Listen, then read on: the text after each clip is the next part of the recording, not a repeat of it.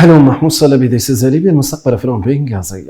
The Speaker of the Libyan House of Representatives, Chancellor Gil Salah, discussed the conditions of oil and gas sector during a meeting with the head of the Geneva Union of Oil and Gas Workers, Union's Geneva coordinator, a number of heads of unions and members of oil companies.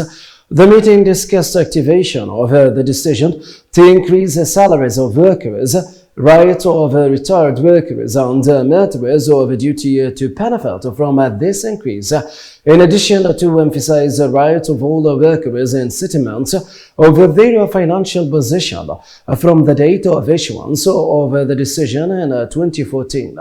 Also, with the issue of recent closures of oil and demanding removal of a national oil corporation for political disputes was discussed. The chairman of Internal Affairs Committee of the Libyan House of Representatives, Mr. Sliman Al-Harari, expressed dissatisfaction with the Libyan travelers' situation in Salaam port, expressing his regret and surprise at degrading treatment suffered by Libyan citizens in the port by responsible Egyptian authorities, which haven't excluded even humanitarian situations that require special treatment. Also expressed outrage at Egyptian authorities to impose new fees in order to enter Libyans into its territories, stressing that Egyptian side gains larger sums from Libyans and that imposition of such fees in order to travel the Libyans are not commensurate with the deep historical relations between the two countries.